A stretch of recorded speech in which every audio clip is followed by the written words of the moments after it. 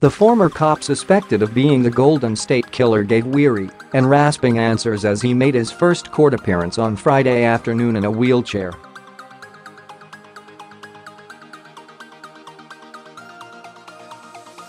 Joseph James DeAngelo, 72, was shackled to the chair with handcuffs as he confirmed his name, but did not enter a plea.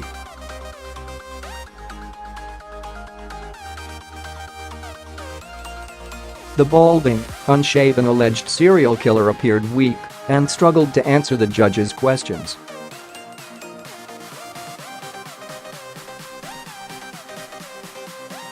Asked if he had a lawyer, DeAngelo replied in a raspy voice, "I have a lawyer." A public defender has been appointed to represent DeAngelo.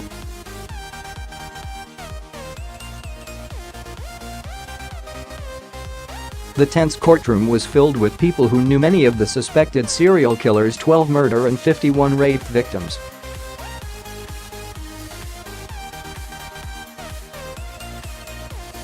Some were confronting the man who police believe attacked their friends and loved ones 4 decades ago in a terrifying rampage of violence across California.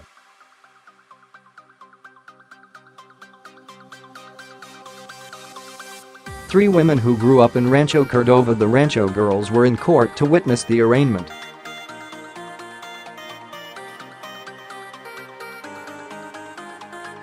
Judy Jelane, 61, said she attended high school in the 1970s with one of DeAngelo's alleged rape victims.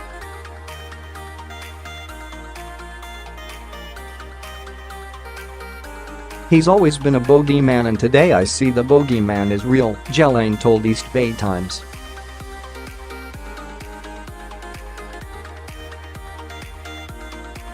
"Me and my husband slept with our windows open for the first time in 42 years Tuesday night," she said.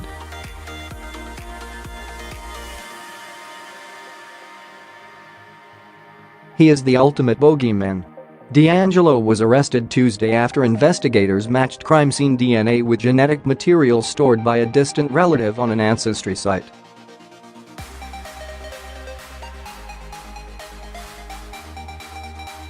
From there, they used that relative's family tree to narrow down the list of possible suspects.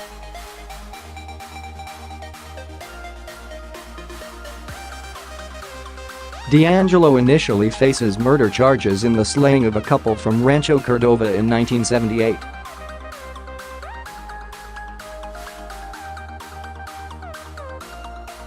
Brian Magyar and his wife Katie are believed to be the Golden State Killer's first murder victims.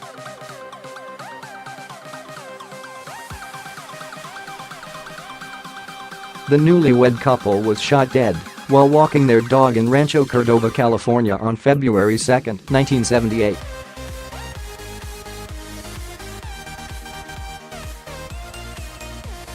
Katie Magyar's brother, Keith Smith, was sitting in the front row and observing the arraignment, according to CBS 13.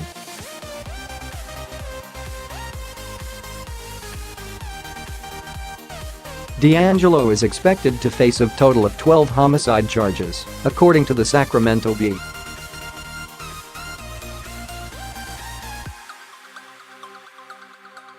He is likely to be charged with murdering Lyman and Charlene Smith at their Ventura County home on March 13, 1980.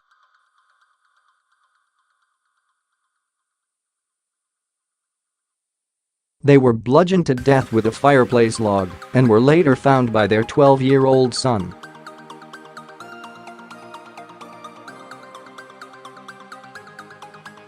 Smith was an attorney who was just days from being appointed a judge.His wife worked as a court clerk.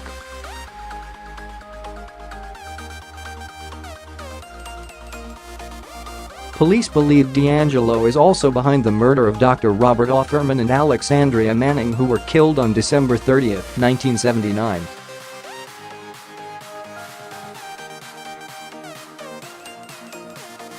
Offerman, 44, and Manning, 35, were killed at a home in Goleta near Santa Barbara.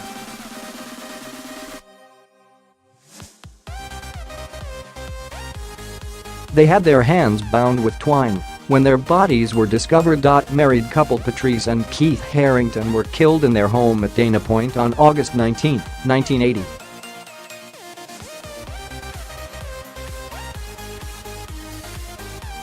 Police said they were beaten with a blunt instrument. Patrice was a pediatric nurse, and her husband was a medical student at UC Irvine.Manuela Witthuhn, 28, was raped and beaten to death in her home in Irvine on February 5, 1981.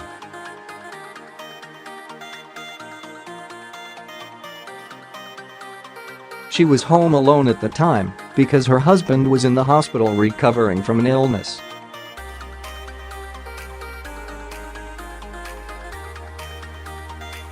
Cherry Domingo, 35, and her 27-year-old boyfriend Gregory Sanchez were murdered in their beds at a home in Goleta on July 27, 1981.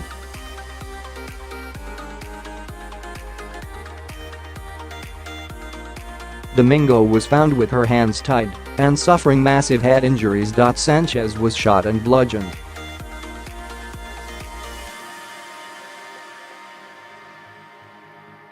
The final victim believed to have been killed by DeAngelo was 18-year-old Janelle Lisa Cruz.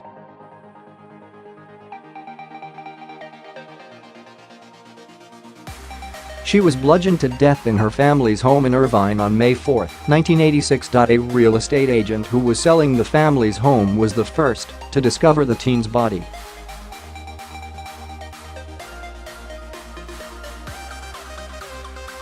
Blood was found spattered throughout the home, and police believe she was beaten with a pipe wrench.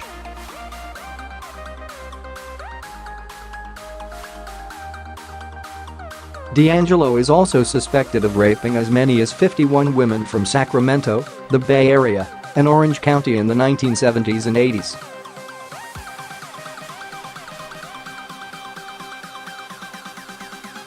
The courtroom on Friday was packed as prosecutors declared an end to the decades-long case that terrorized California.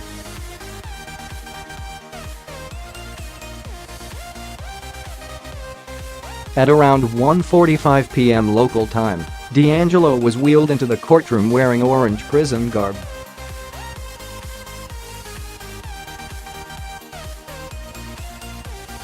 He looked frail and appeared to be laboring to keep his eyes open. When the judge asked him if he was DeAngelo, he whispered, "Yes."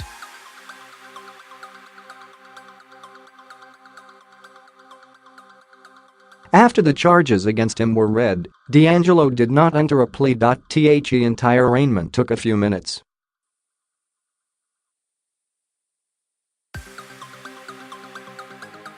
The judge appointed a public defender to represent DeAngelo and scheduled another hearing for May 14.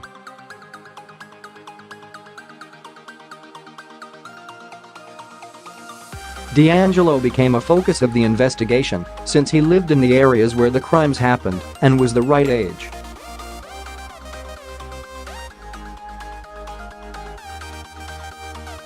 After he was identified as a possible suspect, cops conducted surveillance on DeAngelo and obtained a discarded DNA sample which they compared to the old crime scene samples.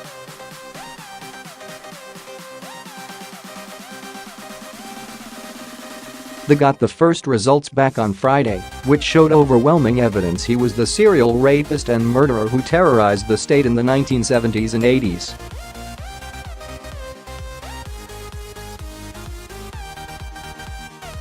To be short, they conducted a second test, and the results came back positive again on Monday.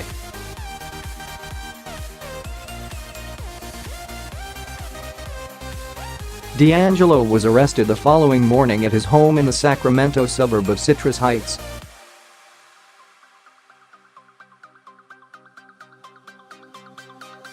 Investigators are now combing through his home in search of trophies or small items that were allegedly stolen from the scores of homicide, rape, and burglary victims that were left in his wake.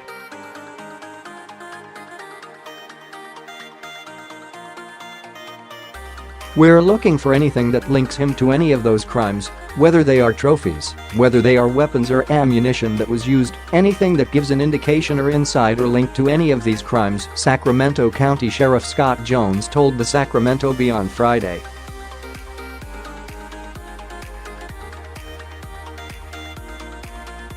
These potential trophy items include class rings, jewelry, china stolen from homes, and ID cards.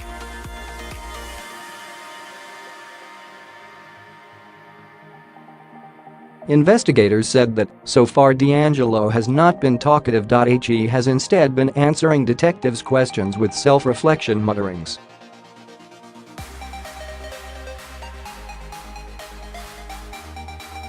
"He's not talking, he's not taking visits, he's fairly isolating himself," Jones said.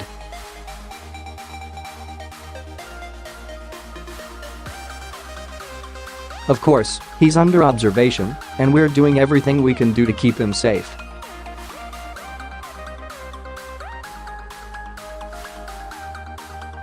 DeAngelo served as a policeman from 1973 to 1976 in the town of Exeter, south of Sacramento.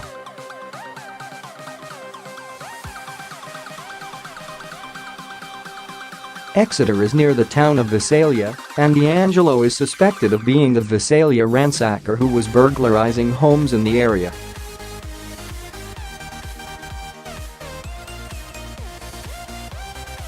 From 1976 to 1979, DeAngelo worked for the police department in Auburn, California, until he was fired for shoplifting a hammer and a can of dog repellent.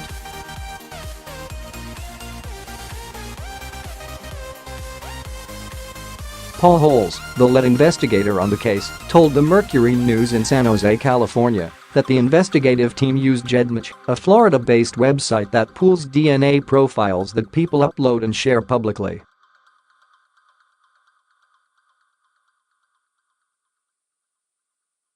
Holes, a cold case expert and retired Contra Costa County District Attorney Inspector, said judge.His was his team's biggest tool.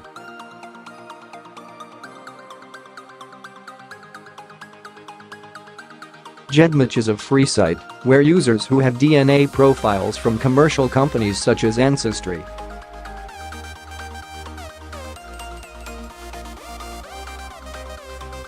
Common 23 and can upload them to expand their search for relatives.The site does not offer its own DNA testing kits.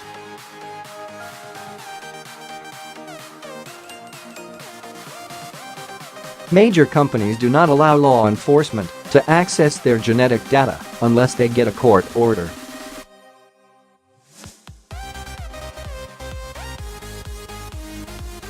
Holes said officials did not need a court order to access judge.His database of genetic blueprints since all the information on the site is already public.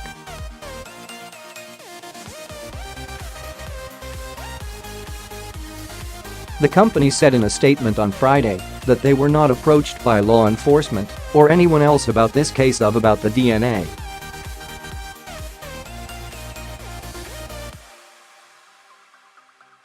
It has always been judge.His policy to inform users that the database could be used for other uses, as set forth in the site policy.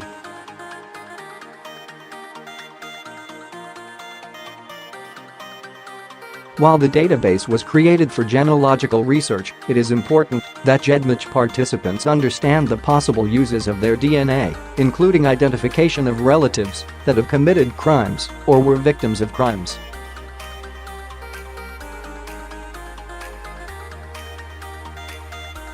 If you are concerned about non-genealogical uses of your DNA, you should not upload your DNA to the database and/or you should remove DNA that has already been uploaded, they added.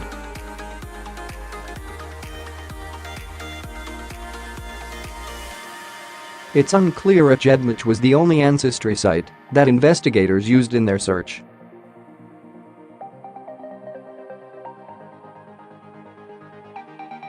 The Sacramento County District Attorney's Office refused to say which sites investigators used to track down the suspect.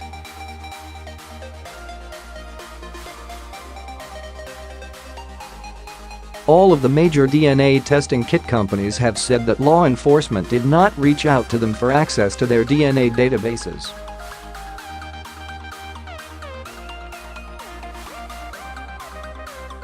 However, it's possible that law enforcement were able to search family trees on their site if they were made public by users.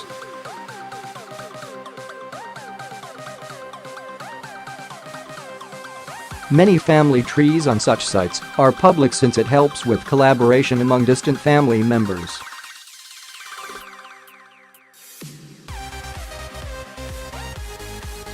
'23andMeAncestry.com, perhaps the most well-known DNA testing kit companies, went into detail about how they handle requests.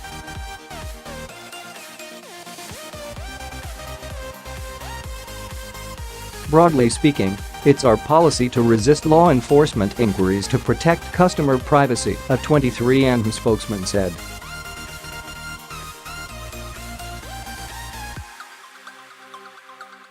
'23andMe has never given customer information to law enforcement officials.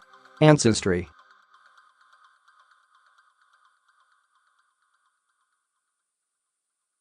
.com also said it advocates for its members' privacy, but said it has worked with cops before, including a 2014 hunt a man responsible for raping and murdering a woman in Idaho.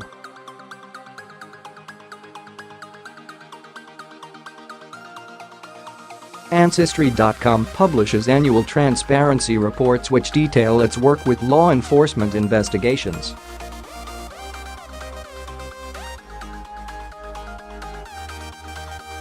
For example, last year the company received 34 requests for information, but they were all non-DNA related.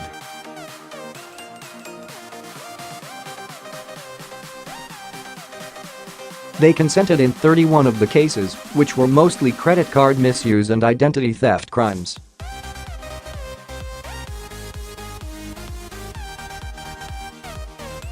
Both companies said they could be forced to give over information if there was a court order.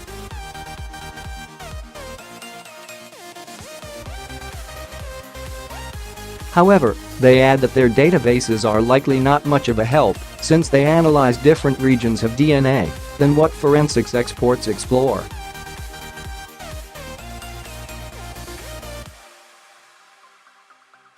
A 23andMe spokesman said it would also be difficult for a cop to submit DNA to a database to try and get information, since testing kits require saliva, a type of DNA not usually left behind at crime scenes in the amount that testing companies require.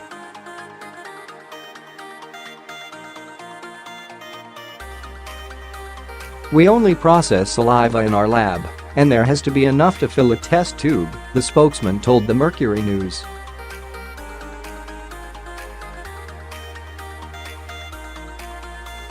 Our platform is only available to our customers and does not support the comparison of genetic data processed by any third party to genetic profiles within our database.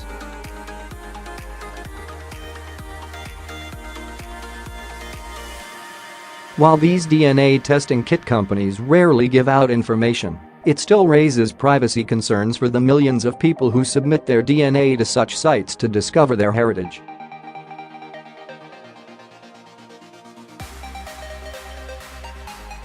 Steve Mercer, the chief attorney for the Forensic Division of the Maryland Office of the Public Defender, said there aren't strong privacy laws to keep police from trolling ancestry site databases.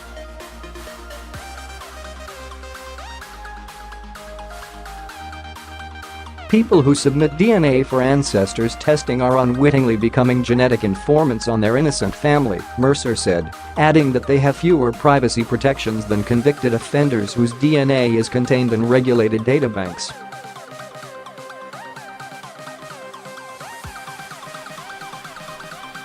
DNA potentially may have played an earlier role in the case.It was just coming into use as a criminal investigative tool in 1986, when the predator variously known as the East Area Rapist and the Golden State Killer apparently ended his decade-long wave of attacks.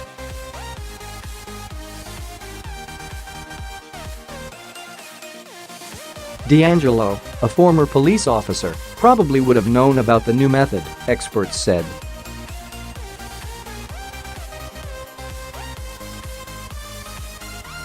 He knew police techniques, said John Jay College of Criminal Justice professor Louis Schlesinger.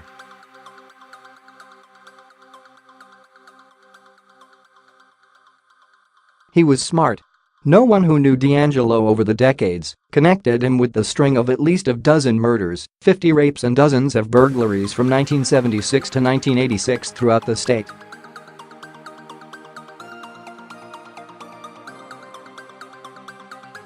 After he was identified as the suspect, however, prosecutors rushed to charge him with 8 killings.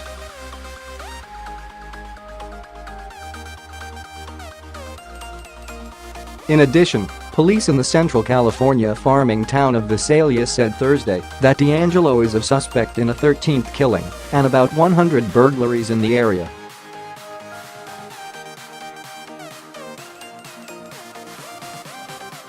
In 1975, a community college teacher Claude Snelling was shot while trying to stop a masked intruder from kidnapping his 16-year-old daughter from his home.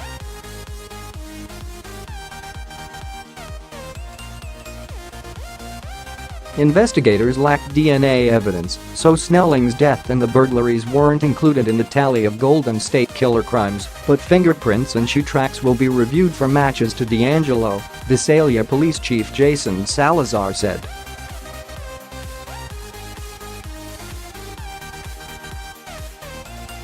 Investigators searched DeAngelo's home on Thursday, looking for class rings, earrings, dishes and other items that were taken from crime scenes as well as weapons.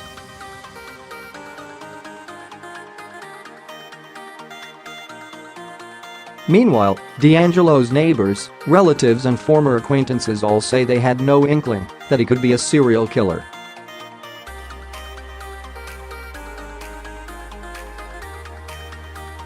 He worked nearly 3 decades in a Sacramento area supermarket warehouse as a truck mechanic, retiring last year.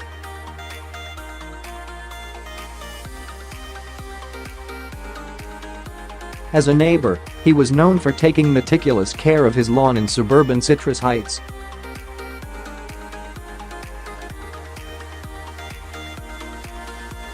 DeAngelo worked as a police officer in the farming town of Exeter, not far from Visalia, from 1973 to 1976.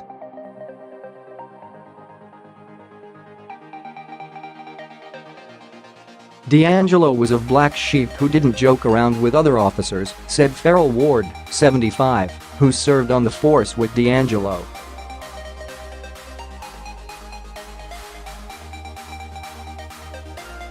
Ward said it's possible that DeAngelo helped with the search for Snelling's killer and the elusive burglar, but he doesn't recall DeAngelo directly investigating the killing.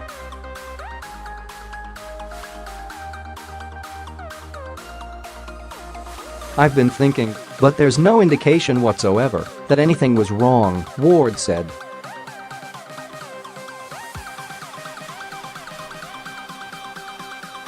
How could you just go out and kill somebody and go back and go to work?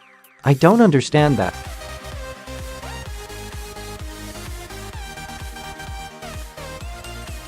Later, DeAngelo joined the Auburn Police Department outside of Sacramento, but was fired in 1979 after he was caught shoplifting a hammer and dog repellent.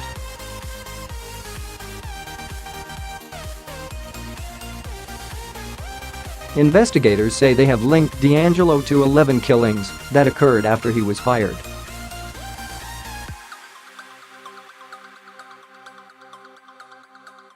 James Huddle said he always hoped police would catch the killer whose attacks prompted him to buy a pistol.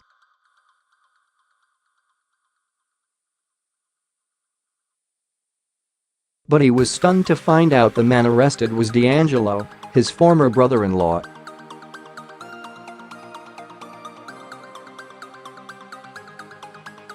Huddle said it was still just going crazy in my mind. What DNA testing kit companies have to say about Golden State Killer's arrest 23 and who chooses to use all practical legal and administrative resources to resist requests from law enforcement, and we do not share customer data with any public databases or with entities that may increase the risk of law enforcement access.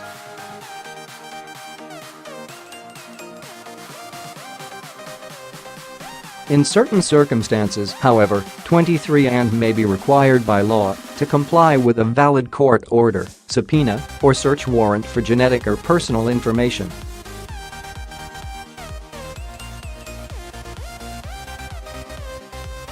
Ancestry advocates for its members' privacy and will not share any information with law enforcement unless compelled to by valid legal process, such as a court order or search warrant.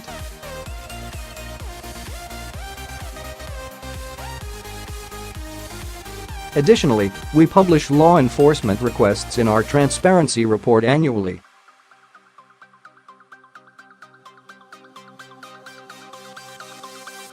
It's important to note that in all of 2015, 2016, and 2017 we received no valid legal requests for genetic information.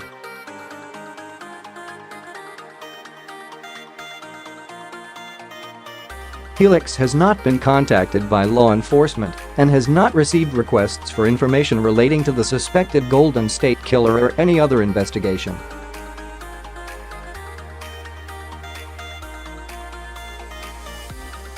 In the event that we do receive a request, Helix limits what information and under what conditions its customers' personal information is provided to law enforcement.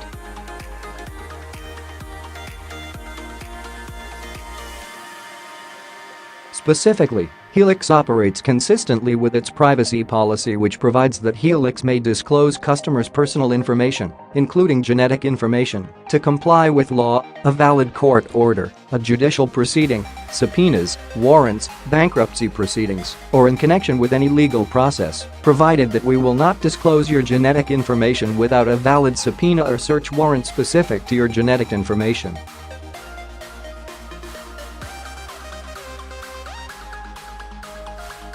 If we are required to disclose your information, we will do our best to provide you with notice in advance, unless we are prohibited by law from doing so.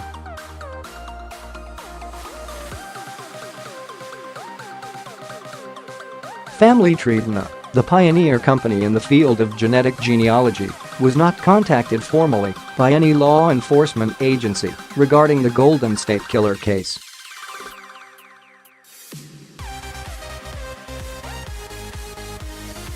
While we take our customers' privacy and confidentiality extremely seriously, we support ethically and legally justified uses of groundbreaking advancements of scientific research in genetics and genealogy.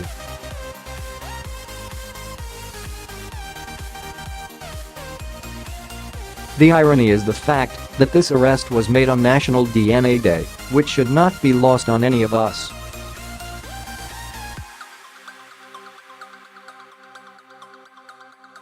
Living DNA is under strict English and EU laws when it comes to data security.We would resist any request to access customer data without the consent of the customer and would only release data where legally compelled to do so.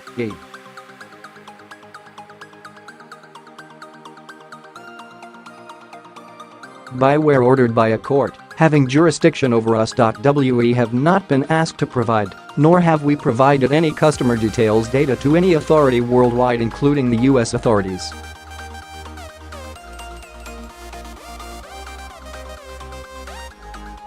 According to Motherboard reporter Sarah Emerson, MyHeritage, a similar genealogy site that lets you upload raw DNA data, just confirmed that it was not involved with the case and says it was not used by law enforcement as a tool to compare genetic profiles.